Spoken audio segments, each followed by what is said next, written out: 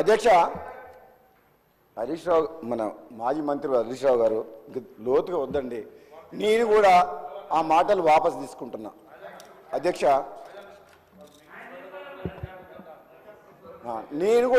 నేను అనలేదు, కానీ పక్క సభ్యులు ఎవరో అన్నారని చెప్పి ఆ మాటను తనే ఉచ్చరించి ఆన్ ద రికార్డ్ మైక్లో ఆ వర్డ్ యూజ్ చేసినందుకు నాకు బాధ అనిపించి మాట్లాడిన సభ్యులు కూడా తరపున కూడా నేను ఆ మాట అనడం తప్పే. నేను ఆ మాటను ఉచ్చరించడం కూడా, నేను వాళ్ళని తిట్టలే, ఆ మాట నేను మైక్లో ఉచ్చరించడం కూడా తప్పే. కాబట్టి ఆ మాటలు వెనక్కి తీసుకుంటున్నా. ఎందుకంటే అధ్యక్ష, ఇంకా 4 ఏళ్ళ ప్రభుత్వం ఉంది, 1 సంవత్సరం అయిపోయింది, 4 సంవత్సరాలు ఉన్నది, ఇంకా 1 సంవత్సరం అయింది. సినిమా అంటే ఓన్లీ ట్రైలరే. ఇప్పుడే ఇంకా 4 ఏళ్ళు ప్రజలు ఎన్నుకున్న ప్రభుత్వం. మీరు 10 ఏళ్ళు అవకాశం ఇచ్చినప్పుడు మిమ్మల్ని 10 ఏళ్ళు భరించినాం. अकबरुद्दीन भाई साहब, आप है इधर, मैं आपको एक रिक्वेस्ट कर रहा हूं. हम 10 साल వాళ్ళని భరించినాం, వాళ్ళు ఎన్ని చెప్పినా విన్నాం. మా ప్రజాస్వామ్యాన్ని కుంది చేసే విధంగా మా ప్రతిపక్షం లేకుండా చేసినా మేము 6 సభ్యులు మా బట్టి గారి నాయకత్వంలో అవమానాలు భరించి కూడా అక్కడ కూర్చొని తెలంగాణ ప్రజల కోసం అని చెప్పి భరించుకున్నాం. ఆ రోజు మా పదవి తీసుకున్నా, కానీ పోరాటం చేసినాం, ప్రజల గొంతు వినిపించినాం. కానీ 10 ఏళ్ళు అధికారాన్ని అనుభవించి వాళ్లకు ఇచ్చిన మాటలు ఆశలు చూపించి మోసం చేసి ఆఖరికి సర్పంచ్లకు కూడా బిల్లులు ఎగ్గొట్టి రాష్ట్రాన్ని అప్లపాలు చేసిన తర్వాత మాకు తెలంగాణ ఇచ్చిన కాంగ్రెస్ పార్టీని ప్రజలు ఆశీర్వదించి మేము ఇక్కడికి వచ్చి 1 సంవత్సరం కూడా కాలేదు. ఇంత హంగామా చేస్తున్నారంటే అధ్యక్ష, వాళ్ళ హరీష్ రావు గారు ఆ భాష మాట్లాడొద్దు. రోజు ఒక డ్రెస్ వేసుకొని నిరసన చెప్తున్నారు. ఏం మునిగిపోయింది అధ్యక్ష? మేమన్నా స్కామ్స్లు ఉన్నామా? మేము మంచి పనులు చేస్తున్నాము. ఆగం చేసిన తెలంగాణని ఆర్థిక మంత్రి మా బట్టి గారి నాయకత్వంలో, ముఖ్యమంత్రి గారి నాయకత్వంలో గాడిన పెడుతున్నాం. మేము అప్పులు చేస్తామని హరీష్ రావు గారు అంటుండ్రు. మీరు 4 ఏళ్ళని ఇంకెన్ని అప్పులు చేస్తారు అంటుండ్రు. మేము అప్పులు మీలాగా అనవసరంగా ప్రాజెక్టుల పేరు మీద అనవసరంగా Yadadri power plant, Kaleshwaram project, కాంట్రాక్టర్ల కోసం, కమిషన్ల కోసం మేము అప్పు చేయము. మేము ఎందుకు అప్పు చేస్తాం అధ్యక్ష? ఈ సంవత్సరం బట్టి గారు పదే బట్టి విక్రమార్క గారు మీకు 100 టైమ్స్ చెప్పారు అధ్యక్ష. మళ్ళీ చెప్తున్నాం, మీరు చేసిన అప్పులకు మిత్తి కట్టాలి, అసలు కట్టాలి. అసంపూర్తిగా ఉన్న ప్రాజెక్టులని కంప్లీట్ చేయాలి.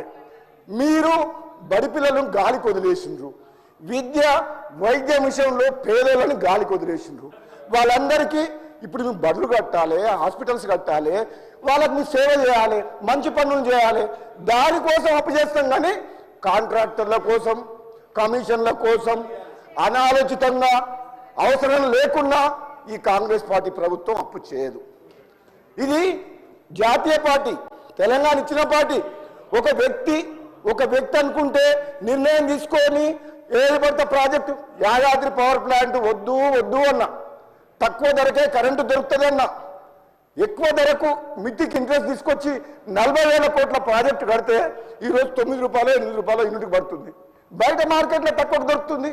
అసలు కాళేశ్వరం ప్రాజెక్టు చాలా కాస్ట్లీ వాటర్. అది కాస్ట్లీ వాటర్. ఇంత ప్రపంచంలో కాస్ట్లీ వాటర్ ఏదంటే పిరమైన నీళ్ళు ఏదంటే కాళేశ్వరం నీళ్ళు.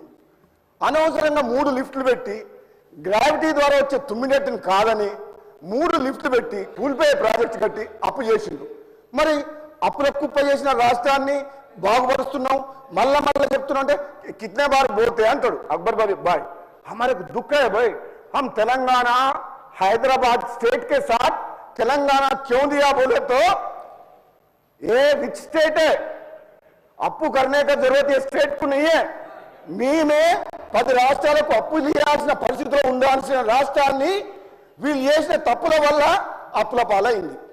ఆ బాధ మాకుంది. కాబట్టి ఎన్నిసార్లు వాళ్ళు మాకు అడ్డంకులు సృష్టించినా అన్నిసార్లు ప్రజలకు ఈ సభ ద్వారా, మీ ద్వారా తెలంగాణ ప్రజలకు చెప్పాల్సిన బాధ్యత మా మీద ఉంది. కాబట్టి మేము మళ్ళీ పెడుతున్నాం ఇదే చర్చ.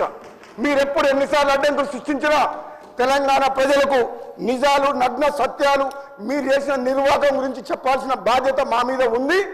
దాంతోపాటు దాన్ని గాడిలో పెట్టాల్సిన బాధ్యత కూడా ఈ ప్రభుత్వం మీద ఉన్నది. ఈరోజు బట్టి గారి నాయకత్వంలో ఈరోజు ప్రతి పని అధ్యక్ష అనవసరంగా ఉత్తమ్ కుమార్ రెడ్డి గారు చెప్పారు, ప్రాజెక్టులు ప్రయారిటీ తీసుకుంటాము, ఇమీడియట్గా సాగులోకి వచ్చే పనులే చేస్తాము అని చెప్పిండ్రు. అంటే అది మంచి పనే కదా.